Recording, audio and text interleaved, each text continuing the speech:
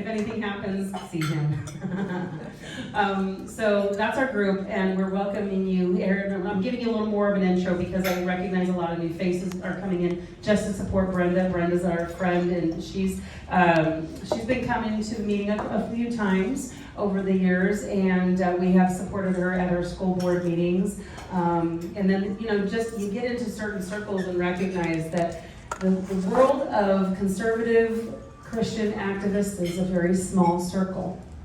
And so you start to really get to know each other and see each other at a lot of the same events, right? Because we're all concerned about the same things. But we're out here trying to bring more people into our circle all the time and share people what we know, so that the knowledge and education can go up in our voters, right? We have to. That is actually why the Founding Fathers started compulsory education. Education was meant to educate our voters so that we could have a free constitutional republic. They knew that without education, we would be in big trouble. But what have they done to our education? Destroyed it. They've destroyed it, yes. And that's another whole conversation Robert Hammond could tell you about, the Common Core and so on and so on. So education is very important, and that's why we're here. I didn't know what I could do, but I knew I was a teacher, and I'm a weird person that doesn't like getting up in front of strangers and talking on a mic. And that's not most people's gifts. So that's how I ended up here. So thank you all, welcome. And if you're welcome to come say hi. Let me go ahead and get into the scripture. I'm reading Colossians 3, 1 through 17. It's a little bit long, but it's important in this time. Since then you have been raised with Christ. Set your heart on things above, where Christ is, seated at the right hand of God. Set your minds on things above, not on earthly things, for you died, and your life is now hidden with Christ in God. When Christ, who is your life, appears, then you also will appear with him in glory.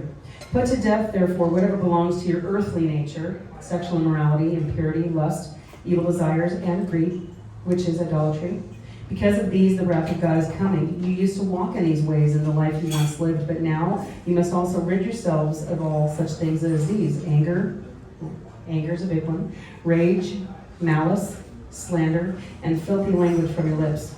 Do not lie to each other, since you have taken off your old self with its practices and have put on the new self, which is being renewed in knowledge in the image of its creator. Here there is no Gentile or Jew, circumcised or uncircumcised, barbarian, Scythian, slave or free, but Christ is all and is in all. Therefore, as God's chosen people, holy and dearly loved, clothe yourself with compassion, kindness, humility, gentleness, and patience. Bear with each other and forgive one another. If any of you has a grievance against someone, forgive as the Lord forgave you. And over all these things, virtues, put on love, which binds them all together in perfect unity. Let the peace of Christ rule in your hearts, since as members of one body we're called to peace, and be thankful. Let the message of Christ dwell among you richly, as you teach and admonish one another with all wisdom, through psalms, hymns, and songs from the Spirit, singing to God with gratitude in your hearts. And whatever you do, whether in word or deed, do it all in the name of Lord Jesus, giving thanks to God the Father through him. We're going through that as a study in my church, which is Calvary La Habra. And there aren't as many teachers in the churches now that are actually teaching the full gospel, the full word of God, and calling out sin. There is a lot of people that want to hear what they want to hear. But Charlie Kirk has been very inspirational in life and in death. And he was a happy warrior. When he was egged, he would laugh it off. He wouldn't strike back or get mad or have his security team go after them or things like that. People with blue hair and piercings in their face and tattoos and all the things were allowed to come to the mic and have a place, because he knew that when we stopped talking, we're in big trouble. And he knew every day that he was in danger. He knew he had threats, and he walked bravely into those threats. It doesn't take any special person to be courageous, just to say yes, feel the fear, and do it anyway. And so Charlie Kirk wanted everyone to know the gospel of Jesus. And if you are not a believer, I'm happy to pray with you and walk you through that, because we are here on earth to walk in that mission, and that was Charlie's mission first. And so it's God first, then family, then country. And that's where we are. We believe that. We'll be doing a tribute to Charlie Kirk, and I'll be kind of telling you how we're going to give him gratitude and in remembrance every single month now. And it'll be part of our announcements. So thanks for listening with that. It's really important because I think a lot of us get angry about the things that happen. I know I was very angry about Charlie Kirk, but I also know the Word of God says that a seed has to die before it becomes a fruitful plant, right? And it multiplies. And just like the martyr Stephen, he died, and then the gospel spread like wildfire. And that's what's happened for Charlie as well. His memorial was a martyr rally with a gospel message. And many people came to Christ because of Charlie. Many people attended church, including my church, for the first time because of Charlie. And so he lived a ton of life boldly for Christ and for America. He was powerful and impactful for our nation. And it's important that we carry on his memory with honor, and that we're doing all things through Christ. So truthfully, if you believe in the gospel and you believe that the mission is a co-mission with God to share the gospel and share the love of Jesus Christ, because he died too for the blue-haired person that's screaming crazily, irrationally. He died too for the person that shot Charlie Kirk. He died too for every single one of those Congress people that are keeping the Congress shut right now. And some of them may be beyond hope, but we are also called to pray for our leaders. So it's a tough thing to walk with Christ. It is not easy, but that's what we've been called to do if we are true believers and we have a true conversion in our hearts.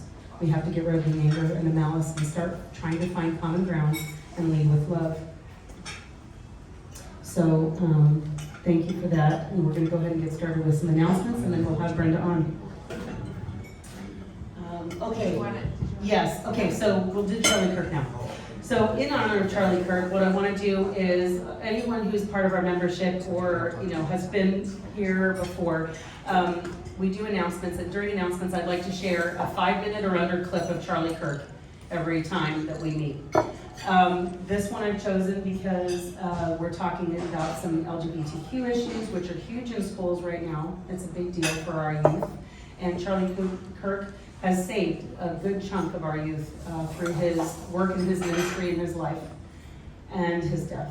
And so I wanted to share this amazing, powerful clip at one of his classic rallies, the Prove Me Wrong, or American Comeback Tour, yes. Yeah, I had the pleasure of seeing him in Long Beach with Kelly and a few others of us that were there.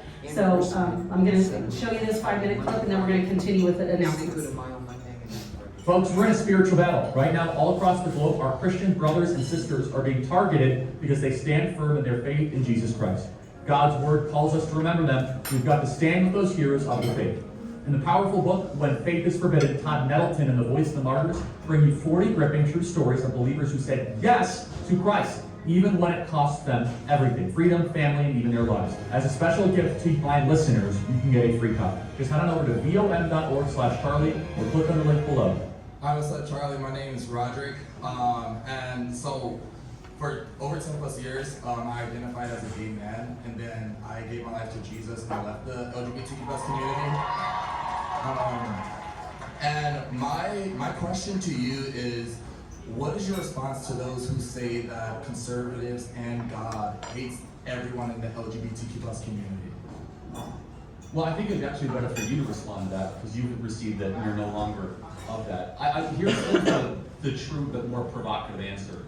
That your identity should not be in your sexual proclivity. It should actually be, your identity is much greater than just what you do in the bedroom. Being gay is a behavior more than anything else. And you, I guess, are evidence, and I'd love to hear your story, that you could stop acting on that behavior. So tell the audience more about you would identify as gay and as not. Tell us about that path and that journey, because I'm told that can never happen. Yeah, so I mean, a lot of people tell me that you are what you feel. You are your attractions. You know, you're quote unquote born with it. You know, there's just many reasons why you have same-sex attraction that will never leave you, and that is who you will always be. And I believe that lie for almost 10 plus years of my life. I slept with men many times, watched a lot of porn, dwelled in a lot of sexual sin, and just gave my body up because that's what I thought love was. And that's what I thought it looked like until I met Jesus. And he helped me to see that I was never meant to identify as a gay man, but I was always meant to be a son of his and have a new identity and a new life in him. And I walked away from that lifestyle for over 5+ years now, and I have never looked back because Jesus is way better than the sexuality that I was partaking in. Praise God. Are you happier and more joyful that you're no longer participating in a homosexual lifestyle? Oh, 100%. Like before I met Jesus, I was filled with so much depression, anxiety. I wanted to kill myself multiple days of the week, but Jesus came and healed all the brokenness inside of me, and I love being a son of his rather than identifying as a gay man. Well, and so to answer your question, there is not hatred. There is still what we have as conservatives and Christians is a simple understanding that God has a certain sexual ethic that we should try to abide by. Everybody has temptations that you have. They have proclivities that you have. Some people are more likely to gamble. Some people are more likely to be compulsive liars. You don't have to act on those temptations. I am curious though, so in your own sexuality right now, do you still feel attracted to men? And I'm asking because just because you feel an attraction doesn't mean you need to act on it. Is that correct?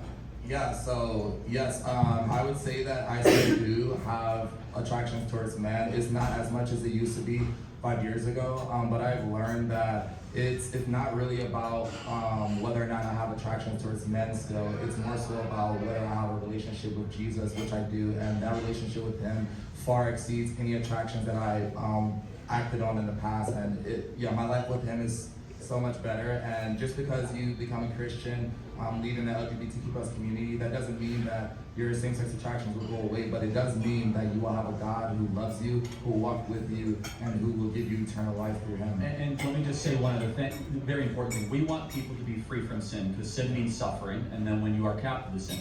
For example, I, like many men in this audience, struggled with pornography, 10 years ago, whatever, getting through that. We all have something we struggle with. You should never affirm the struggle. You should try to break free of the struggle, and only Christ Jesus is able to do that. Thank you so much for your time today. Can I get a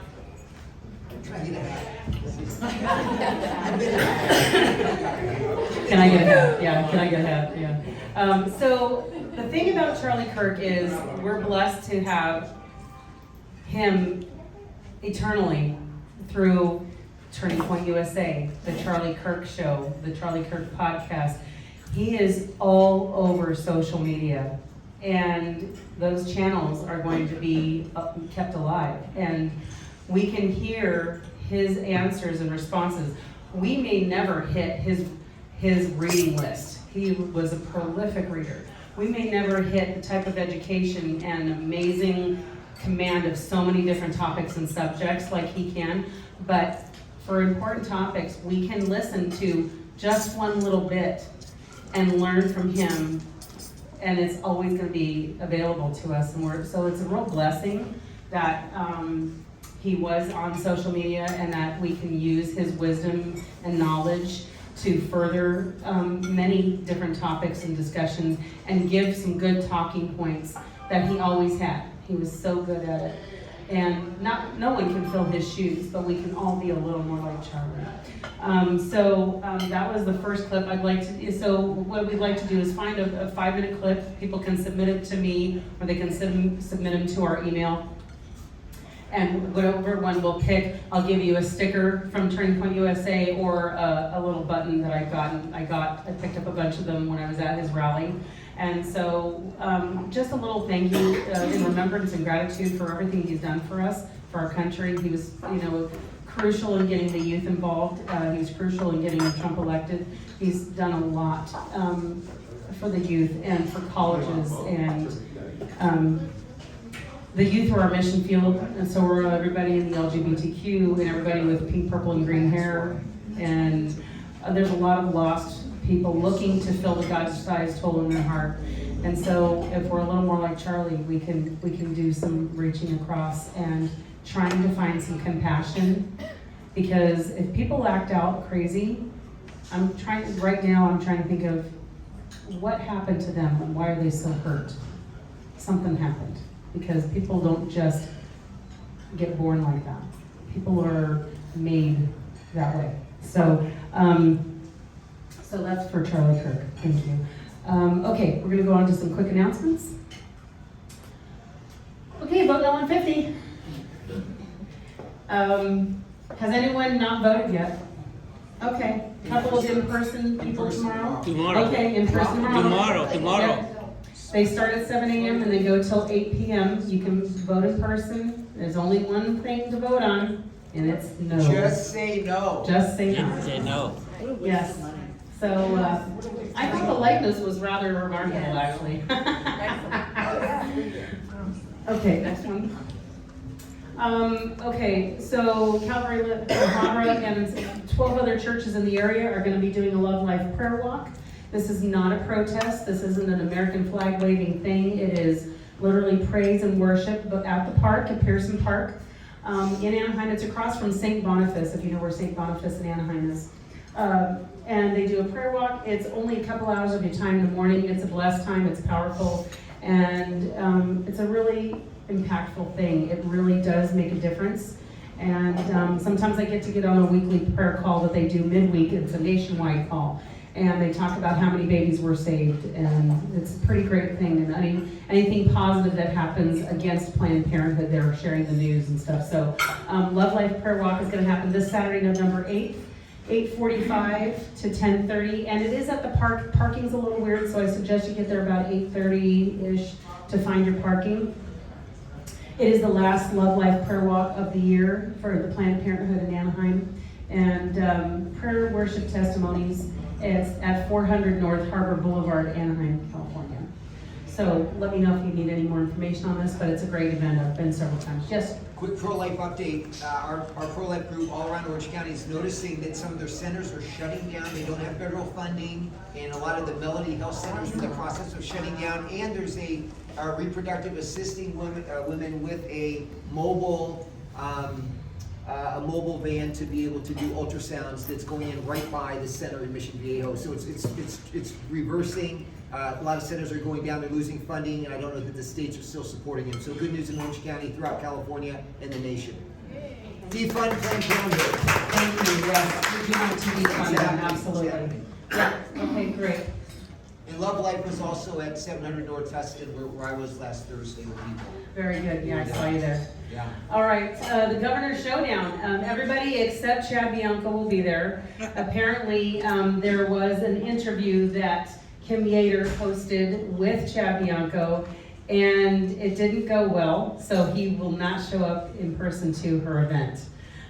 So you can see it's at takeourcaliforniaback.com. This is happening this week, so this is also Saturday, November 8th in the afternoon in San Marcos. It starts at 5 p.m. for the doors opening. 7 to 10 is the debate. And Laura Logan will be our moderator. And Doug Frank. General Michael Flynn will be there. Doug Frank will be another moderator. So it's supposed to be an amazing event. You can still get tickets, but it's coming up quickly. It's this weekend. So last final push. A lot of interesting candidates will be there. Ones you've never heard of, plus Daniel Mercury, Leo Zaki, Cheon, Louis Herms, Steve Hilton, and others. So they'll be there, and it's in San Marcos. It's a great place. Yeah. Also, I have a code to get $10 off tickets. I'm helping out with media at that event. There's a code AWAKEN, because it's at Awaken Church in San Marcos. Awaken, small case. We'll give you $10 off tickets. It's going to be a great event. 1,000 people will be there. National media, Salem Radio, and I'll be there in the media room. So it'll be a great event. Thanks. If you have any other questions about this or want to get that code again from Kelly, come see. You can see him. Are you going to be here till the end? Yeah, I have some flyers in the car I'll bring in. Perfect. Okay. So he'll have some flyers and more information if you have any questions about the event. He's helping with the media, okay? Lamb will be there. And Lamb. Lamb will be in the Lamb will be house. there. Okay, so our friend Linda Cohn shared this. This is new doors are opening for advancing religious freedom in public schools Saturday, November 15th, 7 p.m. to 8:30, dessert and fellowship at the home of Linda Cohn. Linda, wave hi. Here's Linda in the red sweater.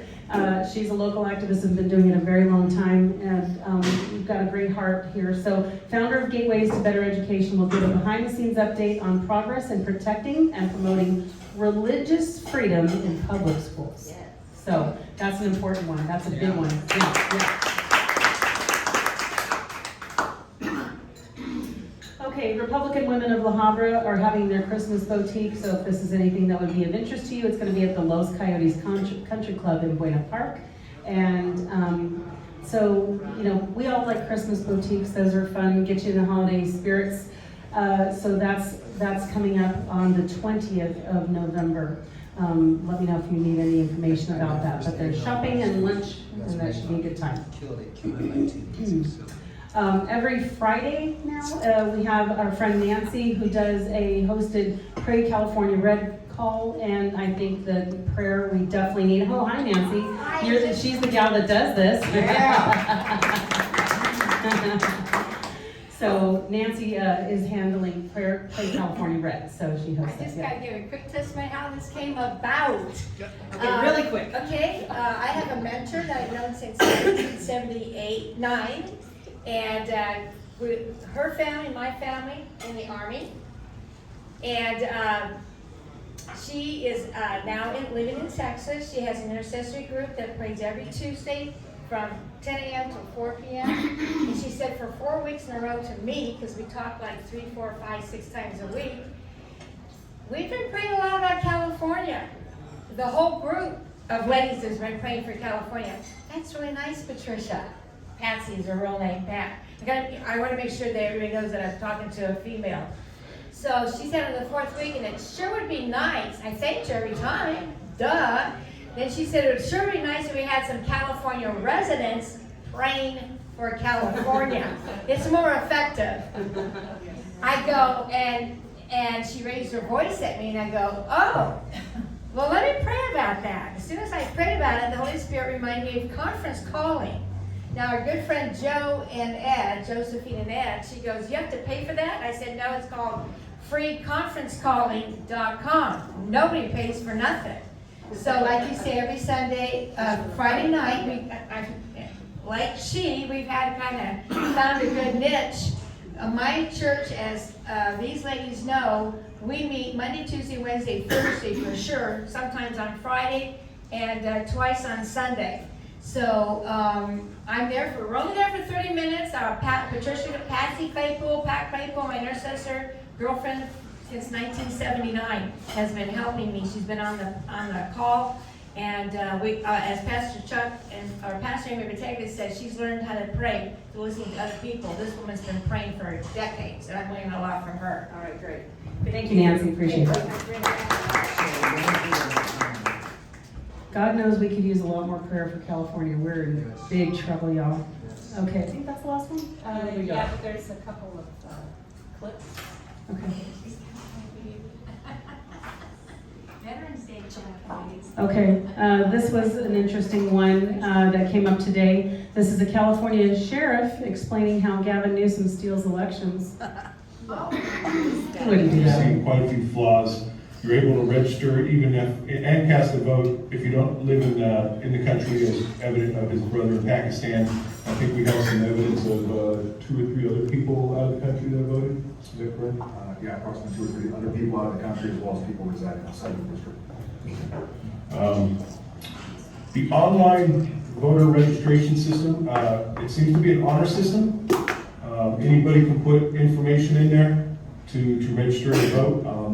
All you have to do is click a box and say that you're not lying, and then you get an email from the Secretary of State or something in the mail saying, thank you for registering to vote. And there you are. Once you're on the voter rolls, anytime an election comes around, guess what? You get mailed a ballot, right? You get mailed something to vote. So we found that a little bit problematic. Just a little problematic. Just a little. just a little. Yeah. And there was, what, a couple more? Not that one, And then this is just for Brenda, so that was it. oh, yeah, that was it, okay. Okay, so, Jack. There we are. Okay, come on up, real quick, 1 minute. Jack wants to share, and then the other gentleman with the petition. Is it David? Yeah, hi. Okay, we'll have you come up next. I mentioned to some people about settlement project. We have some people that have been working for 4 years to educate Americans about woke ideology, why it's crept into every aspect of our society. But more important, woke ideology needs to be contested. There needs to be a counter-proposal. So if this book is, I would call, it's called Woke Ideology, Critique and Counter-Proposal. Nobody has really put forth what we want. We know how evil woke ideology is. So I would call this woke ideology for dummies and for some really strong ideas about how we can make America great again with God first. This book, I have a few of them here. If anybody would like one at the end, let me know, okay? All right, David, you're up. We're going to talk about the Howard Jarvis Taxpayers Association petition. And before I do that, I want to say I bought that book at the presentation that they gave, and it's a great book to read to understand the history of where we're at now with wokeism and with socialism. I highly suggest you read it. Why I'm here is I'm collecting, well, you'll hear Brenda, of course, because she's brilliant, but I am collecting signatures right now from the Howard Jarvis Taxpayers Association. They're your homeowners in California, as I am, and internally grateful to them for what they do with Prop 13. And every year they do have petition initiatives.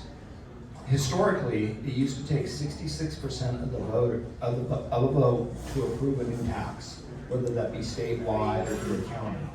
Democrats put it on the ballot some years back and lowered it down to 55%.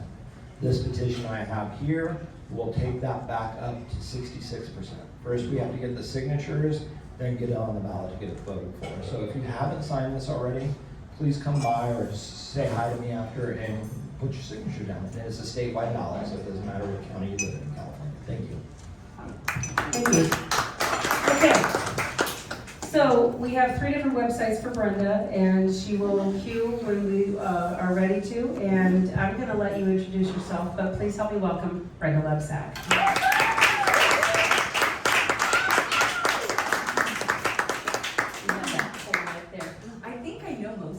So I don't know if I need to go into a big introduction, but I've been in education since 1990.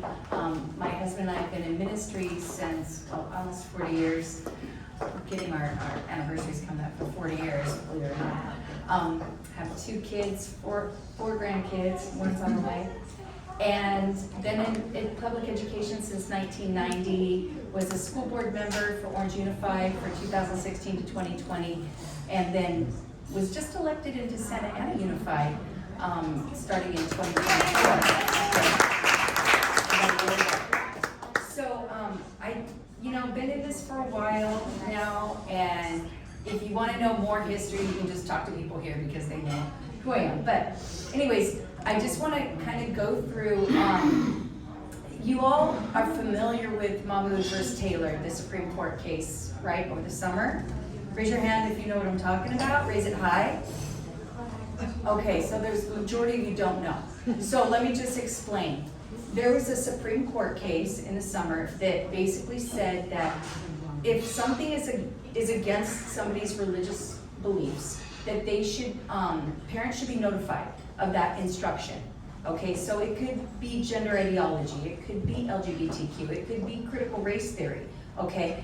And after they're notified, they should be given an opportunity to opt their child out, okay? So this was for elementary school storybooks, but it looks like it does apply for K through 12. Now, what's going on, as a school board member myself, and you know everything that's going on since Trump won his election, that the big, know your rights, especially in high immigrant areas, right? About ICE agents, about deportations, and that kind of thing. In Santa Ana, they were doing webinars after webinars for undocumented parents to let them know, how to just know their rights. So the thing about it is when Mahmoud versus Taylor passed, I asked, well, are we gonna tell parents the rights about this?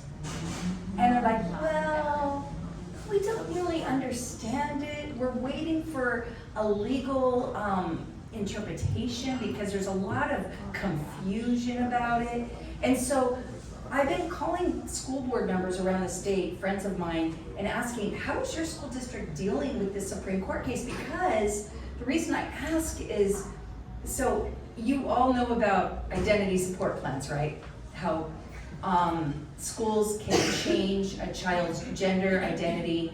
Like, I'm not talking medically, but I'm talking about, like, they can change their name, pronouns, and identity on ARIES, on the school documents, on the class rosters, anything that's considered not necessarily a legal document, okay? So I asked for a presentation to the school board because I said, I don't think a lot of parents really know this is going on, right? And so we did have that presentation, and a lot of people were shocked. They didn't know this was happening. Teachers didn't even know what was happening because a lot of it was going on through counselors or through therapists or maybe an administrator. Teachers weren't necessarily involved with it, okay?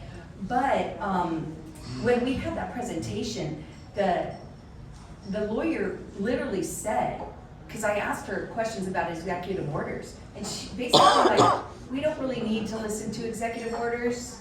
That, that's just gonna be, by the time it goes through litigation, we'll have it in a new federal administration. So they're really sloughing it off, okay? Now, maybe they can slough off an executive order. I don't think they can, but they are. There's a lot of things California is doing. It's kind of the prodigal child, right? But they cannot slough off a Supreme Court ruling. That's not gonna go away once the administration changes. So I always pray, I'm a person of faith, and I always ask, the reason I ran for school board is because I didn't want to deceive my community. I did not want to be a teacher in Santa Ana that enabled deception. So I ran to tell them the truth of what was going on. And I did not actually run to win, but I did win. Yeah, I know, and Jack helped me pass out flyers, many of you did. But anyways, the reason I always pray for ways to get the word out to people, and even though the Supreme Court has given us a key to parent rights, it's like it's not getting down to the people. The key isn't being dropped to the people. So I'm like, well, it's got to be, instead of a top down, it's got to be a bottom up. It's got to be from the churches, from the grassroots. Somehow we've got to get this up to the people, right? And we had some ideas, so I'm working with people and they get ideas, and so I had a friend of mine say, Brenda, the biggest trunk or treat in Santa Ana is gonna happen at Memorial Park area. So why don't you go and get a booth for interfaith for kids? I'm like, okay, and let's do flyers telling parents. So I'm gonna ask David, can you help me pass these out? Pass these out to people, and if some of you are in churches, then you can take more than one. I have more. You can take them and share them with your pastor, share them with the people at church, your children's ministry, your youth ministry. But we started just handing these out. There was 1,000 people that attended on Halloween night, on Friday night, okay? We were able to hit every single parent, and many of the parents said they didn't even know about this, and they assumed that it wasn't going on anymore because of Trump's executive orders. So that's actually working against us. There's a false sense of security going on because of those executive orders, unfortunately. So we've got to inform the people. So take these, and if you want more, I can get you more, or you can have the master and you can, Xerox them yourself. Right now I am meeting with, as you see, I am part of it. I started an interfaith organization. I'm meeting right now with denominational leaders, not just pastors, but pastor of pastors, okay? And I'm asking them, how can we get this to the churches? Can I create a 60-second video where you show it during your announcement time? So that's what I'm working on right now in multiple languages, okay? I want to give you another idea here. I figure this group already knows the stuff that's going on. Larry, you're a substitute teacher, yes? Can you pass out those pens? If anybody needs a pen, raise your hand and Larry will give you a pen. I need to know what districts are represented in this room. So let's just go around and say, what district do you live in? Yeah. Newport Mesa. Okay, Newport Mesa. Where am I? Yeah. Santa Ana. Santa Ana? Yes. I need your phone number. Gordon Joy. Santa Ana. It's the Dennis Satan, otherwise known as Los Angeles. LA. Okay, Patty. Orange. Garden Grove. Huntington. Huntington. Garden Grove. Santa Ana. Santa Ana. Santa Ana. Placentia Rio Linda. Orange.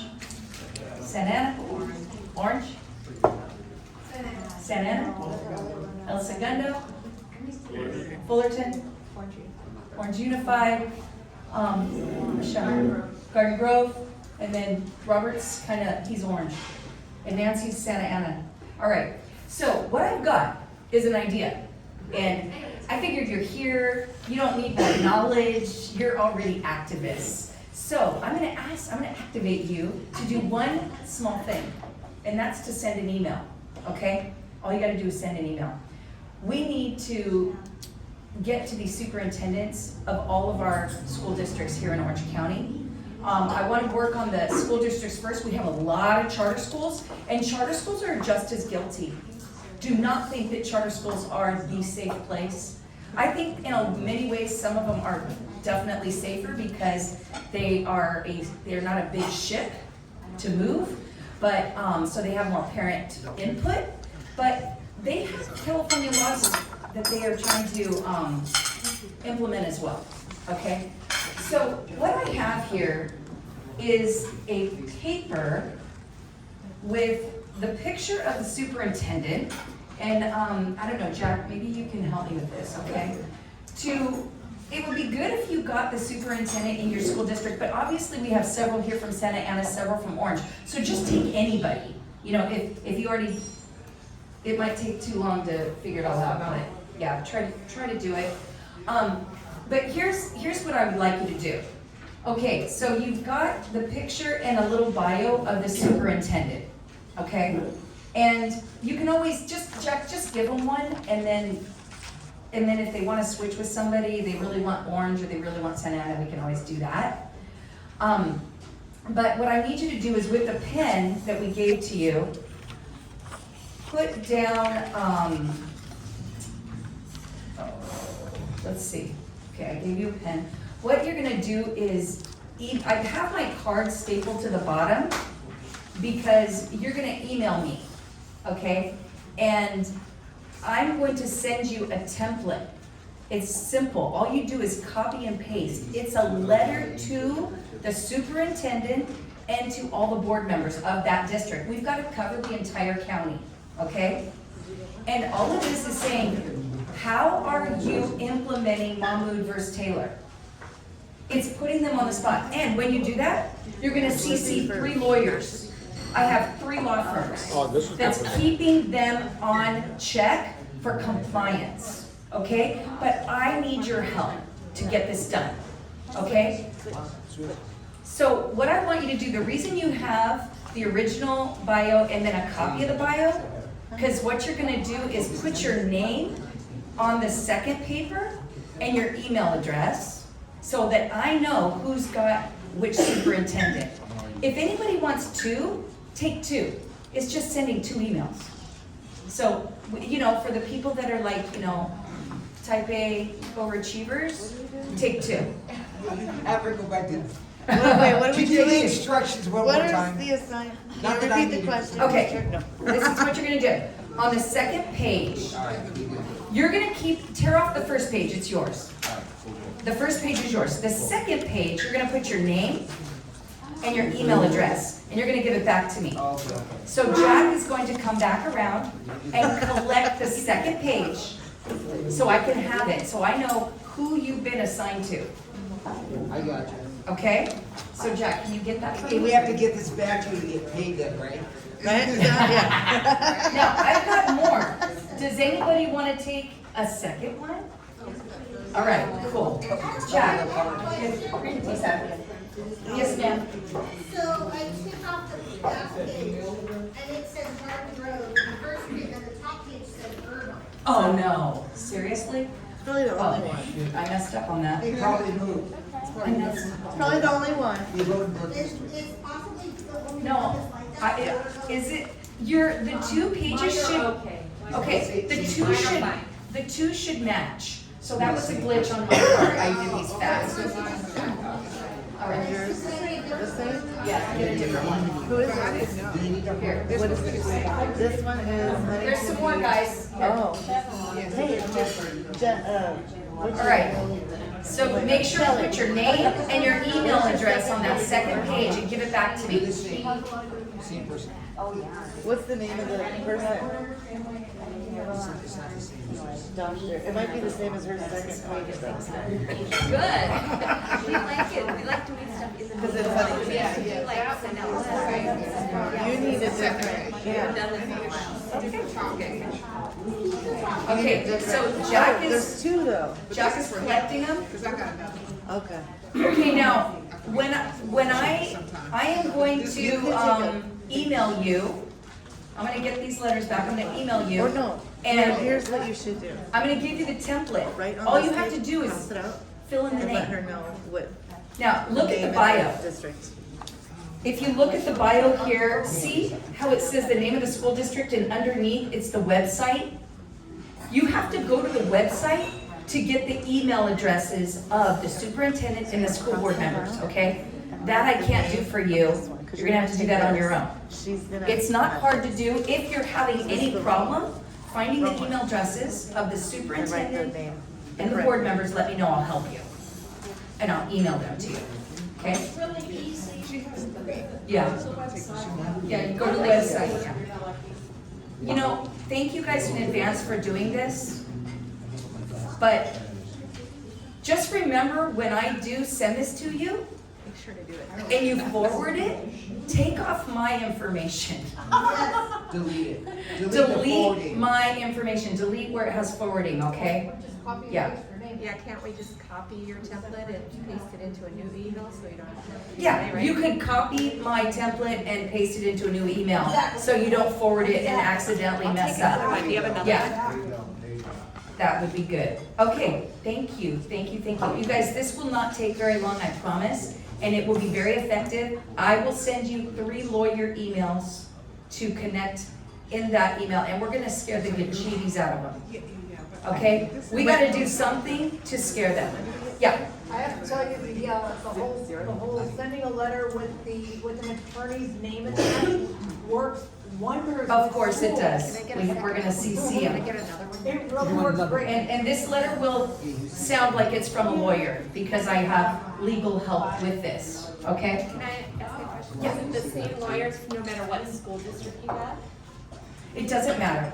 The lawyers we're using are the parental rights constitutional lawyers. They're not the ones being used by the school districts, because the school districts aren't following the rules, basically. Okay, is there any questions on this? Yeah, When you send us this email, that you're gonna send us with our email address, will you give us these instructions again? yes, I can do that for sure. And you can always email me back, or my card is there, and that's my cell number. You can text me. I will let you know that tomorrow morning at 5 a.m., I'm driving to San Diego to spend 2 days with my grandbaby who's 3 months old, so I probably won't be answering for 2 days. So just know that. And then I will. But, I mean, I might. You can, you know, when she's sleeping, I'll answer my text. Okay, perfect. All right, is there any other questions on that? Because that's super important. We are gonna get Orange County in compliance, guys. We're gonna do this. From her. We're gonna do this, all right? All right, and then after we do all the districts, I'm going after the charters. Districts, then the charters. They need to follow the rules too. They're not exempt. okay? And they're slow pedaling as well. And let me tell you why they're slow pedaling. You know, before you do this email, I'm gonna ask you, because you're a faith group, you know, I loved how you started here. Pray for these superintendents. These are not bad, evil people, okay, for the most part. These are people that are making good money, about 400,000, many of them, with their benefits and their car packages and everything, a lot of money. So they want to, they're implementers. They're implementers. The state is telling me to do this. I don't want to lose my job. I got it good. And I'm an implementer. They don't question what they're supposed to do, right?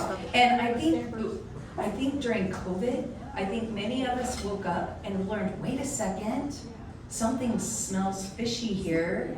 These instructions are starting to sound really hypocritical and crazy stuff, right? I mean, I remember being in the airport and saying over and over, stay 6 feet apart, stay 6 feet apart. I get into the plane, we're squished like sardines. I'm like, what the heck? Like, are we not critical thinkers anymore? Do we see that this is insane?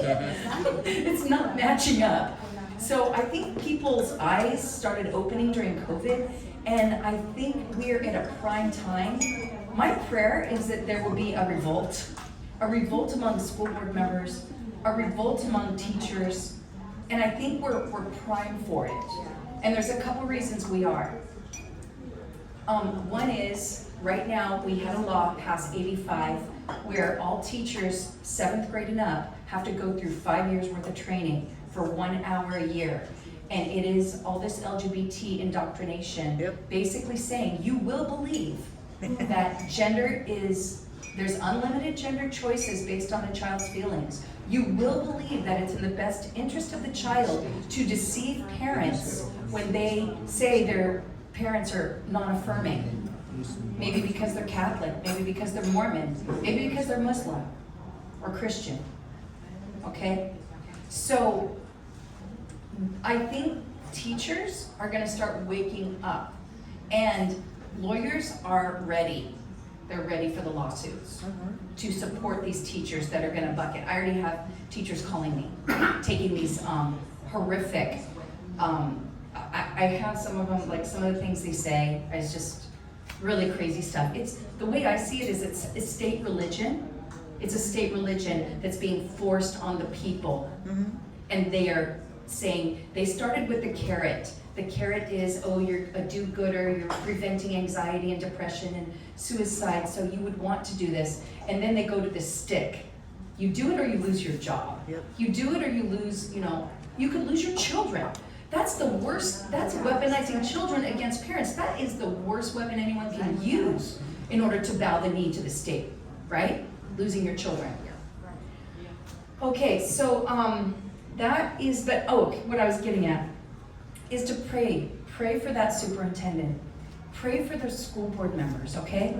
Pray for them by name before you click send, okay? Ask God to soften their hearts, because I'm going to put in there one of my articles that was just published a couple weeks ago. And I think what I'll do is show you that article. If you go to my Interfaith for Kids or Brenda for Kids, doesn't matter. And then either one, go to Brenda for Kids. Okay, and then go to articles. Yeah, and go to the first article. Yeah, okay, no, actually, no. Why isn't it the first article? Go to Interfaith for Kids. Go to articles. Okay. Oh, I see what they're doing. They're scrolling it. It should be the first article. Put view all articles on the bottom. View all articles. Yeah, right there. There's a lot of information on my website, guys. Okay, so this right here, Real Clear Politics picked up my article, and this, you should really read this article, and I'm gonna put it into the email because it's telling the story. And I'm gonna tell you the story real quick. Let's see what time it is. You got time? I have time? Okay, let me tell you the story. But read the article, because the article gives you the documents. If you click on the hyperlinks, it'll give you the documents. Yeah, I mean, wait a second. Supreme Court decision. Yeah, it's time for that. It should, I don't know why it's not turning up here, but it should be blue. These are usually in blue. They are on the screen, it's just very It's just, yeah, okay.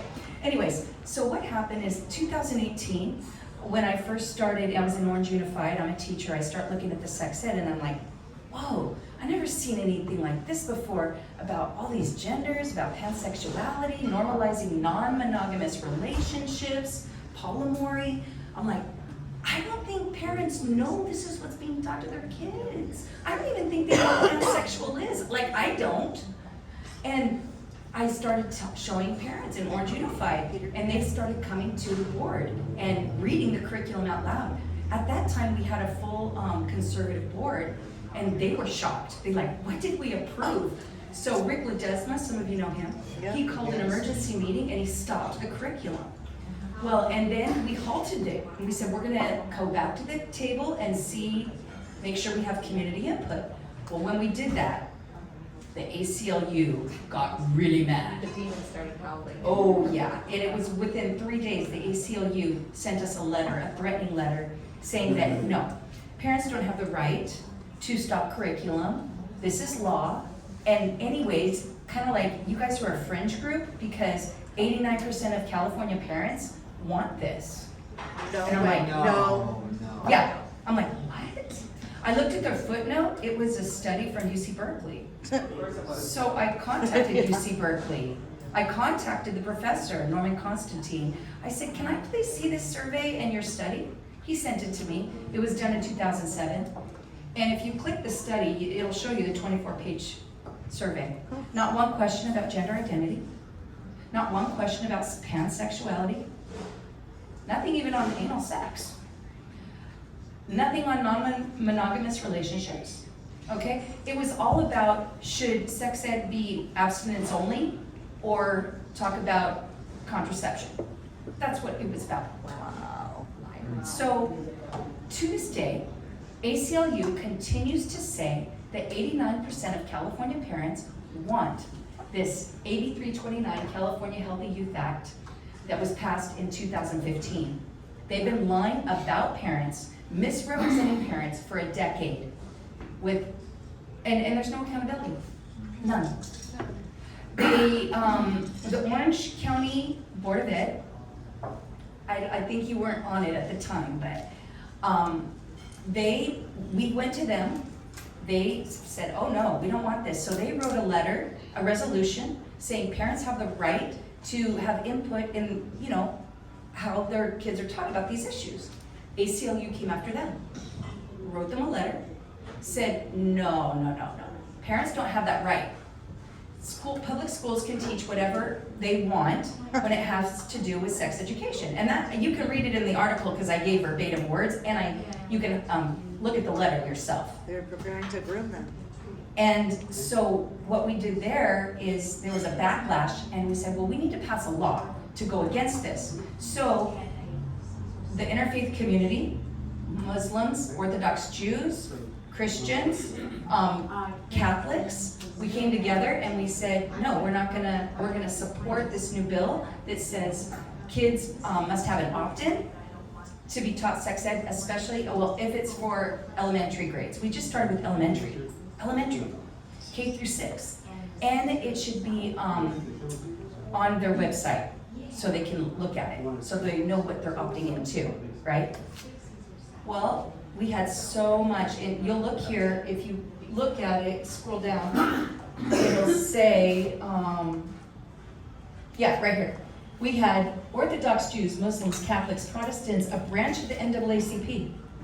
I joined the NAACP because, in Orange County, I joined it because they have on their mission statement that they advocate for minorities, and Santa Ana is mostly minorities. So I'm like, oh, they're gonna help me. So I went to their Zoom, and in their Zoom, I started telling them and showing them these books. I said, listen, our Hispanic immigrant parents are getting so deceived, they put these books in our kindergarten classes, and look what they say. It says, well, let's see, well, I thought I marked the page. No, that's not it. Oh, I did have a page on this. Well, anyways, this book, What Are Your Words? It says that my pronouns can change like the weather depending on how I feel. Yeah, my pronouns can change like the weather, depending on how I feel. And there's all these pronouns. All these pronouns to choose from. And no wonder this kid has a big question mark over his head. And he's confused and anxious and depressed. Because the Q means, LGBTQ means queer or questioning. So once a child questions, they're LGBTQ. And they get put in that category. This one says, I can't find the page at the moment, but it just says that you can be a boy, girl, neither, or both. Your gender can change day to day or year to year. Okay, that's what this one says. This one says the same thing.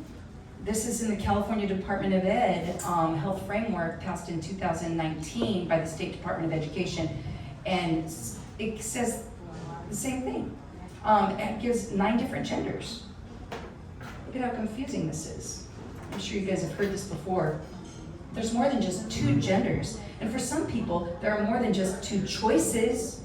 Choices. It's not about being born a certain way. It's a choice based on your feelings.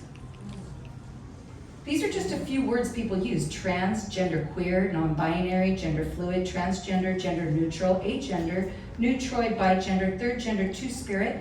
And there's even more words people are using to describe their gender experience, which is called the gender spectrum. It's totally confusing for our kids. And so when I started reading these on the Zoom meetings with the NAACP, some of the black women and men, they're like, oh, that's horrible. That's horrible. And then the white members say, that's hate speech, be quiet. So there's white people on the NAACP, yeah. And they're the ones. They told you it was hate speech? Yeah. Or they told the others? The white people were telling me I have hate speech. You're The black people were agreeing with me. But the black leaders, Go figure. the black leaders were told me they asked to have a meeting with me in person with their lawyer. I did. And they basically, threatened me, you shouldn't be in our Zooms anymore. You know, we are for this stuff. I said, well, you might be for it, but the people below aren't. You're deceiving your own people. That's what's going on. That's what's going on every level. That's why I say pray for the superintendents and the board members. Because they don't really know what's going on. Because you know how they call this systemic racism? It's not. It's systemic deception. And it's coming from the top and it's coming down. And we know that mainstream media is part of the propaganda wheel, right? And so they squelch truth. They squelch the truth. Now, I have another article I just submitted to Washington Times, and I'm praying it gets picked up. It's a bombshell. It is a bombshell. Basically, and actually, EdSource, you guys familiar with EdSource? Okay, I submitted it to EdSource first. EdSource is liberal, and they are the main sources of information to superintendents and board members, okay? So I went to them first. Why?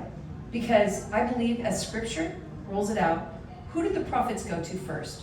They always went to the people they went to the ones that were doing the wrong things to give them a chance. Here's the truth. What are you going to do with it? And I've got all the documents to show it's the truth. What's up? Sorry. I know, I keep bumping them. So basically what they did, because I was kind of wondering what they would do, they said, well, Brenda, you have a lot of good points here. We're going to write our own story about it. I said, okay. So they interviewed me for 45 minutes. We'll see what they come up with. But in the meantime, I'm putting it out in the Washington Times. And this is what this article says. It gives the evidence, and it says that California laws are placing students who identify as LGBTQ in harm's way of exploitation. See, the very ones that they say they're keeping safe and protecting, those are the kids being thrown to the wolves. Those are the kids that are at highest risk, not the kids that are, heterosexual and, they're what they call cisgender. No, those aren't the kids at risk. The ones identifying as LGBT, those are the ones at risk. Let me show you why. Here's one of the books that the teachers union has put in our schools. and I found it. It's called This Book is Gay. So who's gonna pick up this book? A kid who thinks he's gay, or she, right? Who's maybe exploring, and this is what it says. It's teaching them how to use an adult sex app. It says, upload a tiny picture of yourself to the app. The app works out your location. The app tells you who the nearest homosexuals are. Then you chat with them. Because they're near, it's easy to meet up with them. It's the kids who are LGBT that are getting thrown to the wolves. Total. And this whole book is about how to provide favors. And it uses, even though it says it's for young adults, it uses very juvenile words to describe body parts. Words that children would use, right? So it's just so backwards. But, and then I don't think I need to get into all the Trevor space, but my article will talk also about, I don't know, should I? Yeah, you should. Should I? Okay, I guess People I that don't know will. about Let's it. go, Tom? I talked to somebody that didn't know about it. Really? Okay. Then let's go back to articles. Is that book you just showed in high schools, or what schools? I is found that it in in? elementary. That's in elementary? I found it in one of my elementary schools because the Santa Ana Bookmobile brought it in. And they brought in a whole bunch of young adult books. The day I got it, well, you can even see right here. It says Santa Ana Library Bookmobile, right here. I didn't turn it back in. And I went to the librarian at Santa Ana and I said, why? Why are you putting that? This not only goes into our schools, it goes into our park, Santa Ana Zoo, into all our parks. And what do they have? In front of the bookmobiles, they have Play-Doh, coloring sheets, Jenga, games for kids. And there's a big astronaut cartoon on the front, right? So it looks like it's for kids. But the librarian said, oh, the bookmobile isn't just for kids, it's for all ages. I said, well, it doesn't look like it's for all ages. And I said, but this isn't appropriate for elementary. And he said, oh, but I'm getting pressured by politicians. Oh, poor you. Poor you. I feel bad. I noticed on the call number, this says YA, which means young adults, so it's for the young adults are Correct. It says young adults. The Librarian Association is very interesting because I said, okay, what is an adult? How old is an adult? Guys, how old is an adult? 18. So then if an adult is 18, how old is a young adult? Under 18? No, that doesn't make sense. A young adult should be 18 to 24. Wow. But no, they say a young adult, according to them, is actually a preteen. I'm like, they just keep on moving, they keep changing the definitions where we think we know what something means, but they change the definition. That's what they did to vaccine. They changed the definition of vaccine. They changed it in the Webster Dictionary. It no longer provides immunity. They did that during COVID. I wrote an article about that too for Epoch Times. Okay, so what I will tell you, oh, I know it. So go to articles, let's scroll to the second page. This is the app grinder, yeah, that's the app grinder in that book. Okay, you can keep scrolling and go to the second page. Okay, scroll up, let's see here. Oh, I want interface. Okay, keep scrolling up. I have to remember, I think it's on, okay, next page. Page 3. Okay, let's see, keep scrolling. That's a gender support plan, by the way, if you want to see what one looks like. Okay. Okay, go to the next page. I'm sorry, I can't remember what page it's on. Oh, okay, let's see, it's this one. You can open that one. Okay, this is Trevor. So what happened is after COVID, when I started seeing these books flooding into the schools, because I was an adaptive PE teacher, and I saw these books coming in, and I'm like, wow, that could create confusion. So scroll down. Just keep scrolling.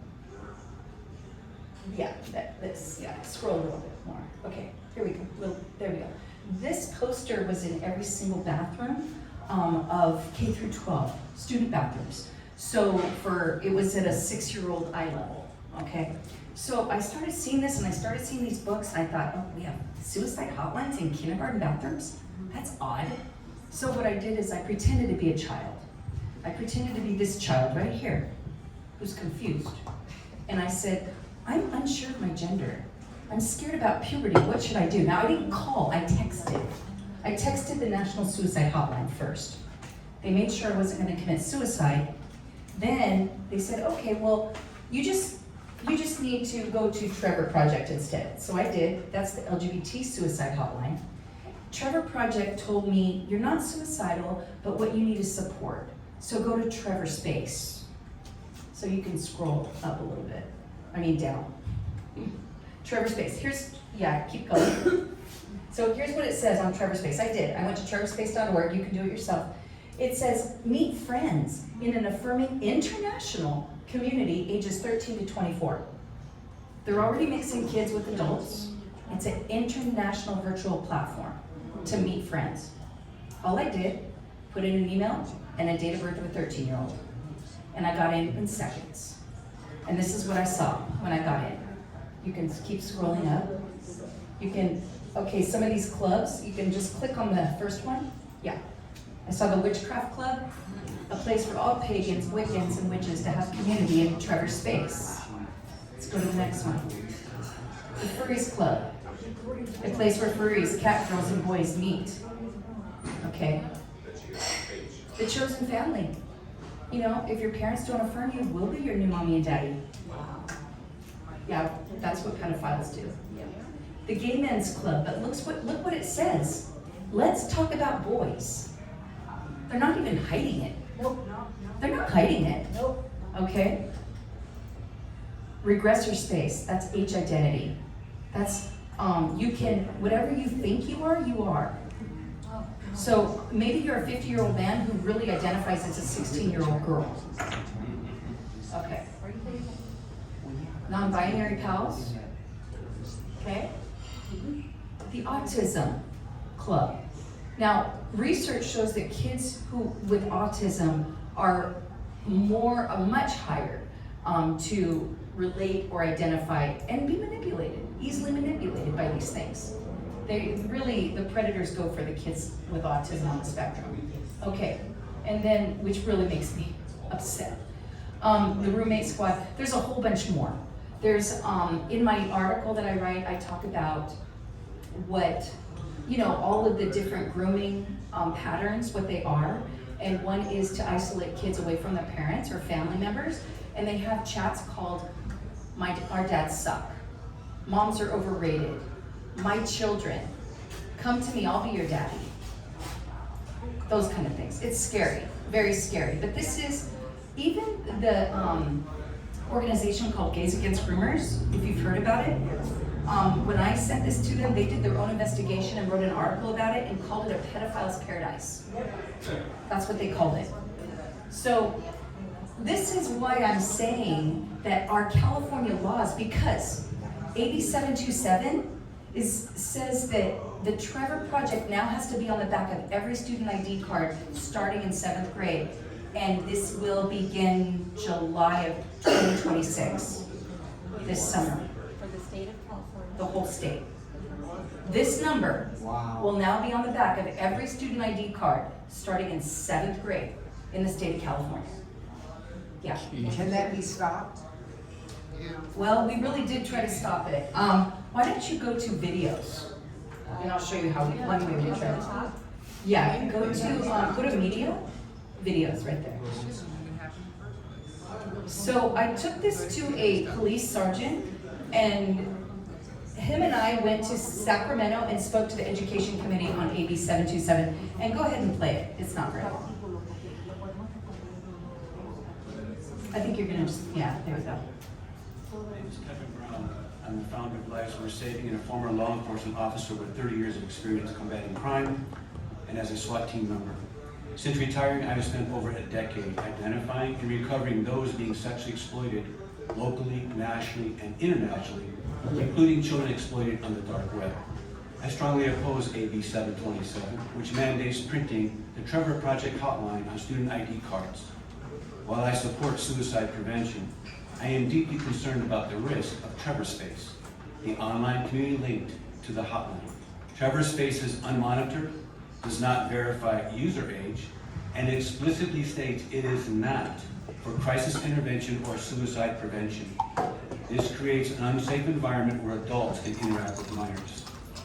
Creating an account posing as a 14-year-old male, I quickly accessed unmonitored chat rooms. I observed conversations moving to platforms like Discord, a communication platform I have personally used in the past when dealing with persons who sell and distribute child sexual abuse materials.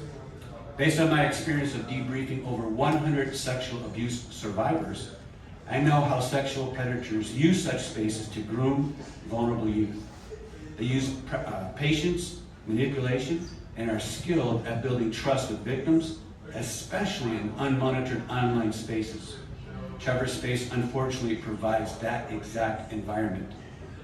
The existing 988 National Suicide Hotline is sufficient.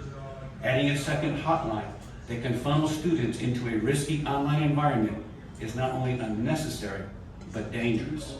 I urge you to vote no on AB 727 and protect our youth. If you have any questions about how a predator uses the grooming process, please ask. Okay, you can stop it there. I'm the next one that speaks, but you just heard what I said, basically. But I mean, I thought, wow, maybe they'll listen to somebody who's a retired SWAT police sergeant. But no, it was basically a 5-2 vote. I think it said that, yeah. The 5 Democrats voted for it, the 2 Republicans voted against it. I did meet and talk to Senator David Min. He was, no, not David Min, Choi. David Choi, right? Stephen Choi. I'm getting it all mixed up. Stephen Choi. Okay, and I talked. Republican. Yeah, he's a Republican, and I gave him a set of questions. I said, "Can you please ask us these questions?" But I don't know why, but he asked the wrong group the questions. So it kind of darn, we really, it's really hard to get out all the information in 2 to 4 minutes, and we had a lot more information to give. But unfortunately, I don't know. They're voting on so many things that maybe he forgot. Yeah. They don't care. Well, he voted the right way. I just wish he would have given us more chance for ammunition. They're all in on it together. There's no separation anymore. They're all doing it. I mean, look, you could go to police and show them this, and once upon a time, they would go and get cybersecurity stuff and shut it down. Now the police do nothing. Yeah, I mean, I did take this to the police. Yeah, it didn't really go anywhere, so I don't know. It's really frustrating. But they always say, well, we have to, have a child come forward who's been harmed, before we can do anything about it. So, I don't know. But we're doing all we can. And all I know to do is, to flip our boards, make them conservative, so that we can just say no. So we will not, I don't care if this law is a law, we're not gonna abide by it because it's doing the exact opposite of what you say it does. It's putting kids in harm's way of sex trafficking. So we won't do it, okay? And when you have a full conservative board, you can do things like that because you know you can win in court. I know, without a shadow of a doubt. If this went up to the Supreme Court, I know we'd win. So, I'm trying to think, okay, one more thing is that you guys have all heard about the books. The books, very sexually explicit pornographic books, right? Yeah. You all heard about that, right? Yes. And they passed a law about that as well, AB 1078, saying no censorship, and they're using it under the guise of inclusion, diversity, and equity to allow all of this very explicit material in our schools. However, there is a way to get some of this out, and that is through book challenges. And I would encourage any Santa Ana or Santa Ana residents. I'm gonna have a little book challenge party at my house, so we can fill these out on the different. We have so many very pornographic books in my district. Is the Bible in the library? I'll find out. I don't know. Inclusion. Yeah, that's right. So anyways, if you guys want to help me do this, we need to fill out these little sheets of paper to challenge many of the books. There's hundreds of them. But at least we can get started and do maybe 25, right? Yeah. Because last time I had somebody come and read they came and read straight from the books. They said, yeah, but nothing's been challenged, we don't have anything in writing. So I said, well, where's those forms? I don't even know where they are. And now they're making it in my district easier for parents to have access to complaints. Any questions? Yeah. Oh, yeah, I just, and this is not a question, I would like to tell you what I am gonna do about AB 727 in my own home district, essentially, Linda. And if I'm lucky, maybe Patty will show up that night too. What I'm going to do is I'm gonna address this topic to my Board of Education. You know anything about Placentia or Linda? By a 5-member board is sharply split. There are 3 union hacks on that board, 3 leftists and 2 conservatives. We have a new superintendent. She's a big question mark. I have hopes. But I will go to my board meeting. I've been going there pretty regularly for the last 13 years. It's a full-time job for me right now. But since I've been retired, I have the time to do this, and it keeps me out of trouble. I don't know about that one. Well, it keeps me out of certain trouble. Right. I will go, I will make a presentation of public comment. I will follow up on this. I will challenge the board and ask the question, what are you going to do about this? Because I firmly believe that, correct me if I'm mistaken here, there's a lot of latitude within a local district. They may be able to just simply conveniently overlook this or postpone it or do something. I don't know. I have to be honest with you, I haven't read this bill. I typically do read a bill, but I haven't gotten around to this one yet. There are so many others. But that's what I'm going to do. Does that mean Trevor Project or any hotlines feedback? Well, right now, it's just Trevor Project. Written into the bill. Yeah, Patty. So what about that LGBTQ committee that was created? Can they go and knock everything down like what you're doing with those papers? Can that committee come in and say that you're violating the law? Because I mean, that's what they're created for, to make sure that all of that garbage is being pushed in the schools. Well, I have a little secret weapon. And this is in my article, once it gets published, is that I took this to Dr. Bean, this Orange County Superintendent. And he looked at it, and he not only looked at it, are you videotaping? Yes. Stop the video. Stop the video.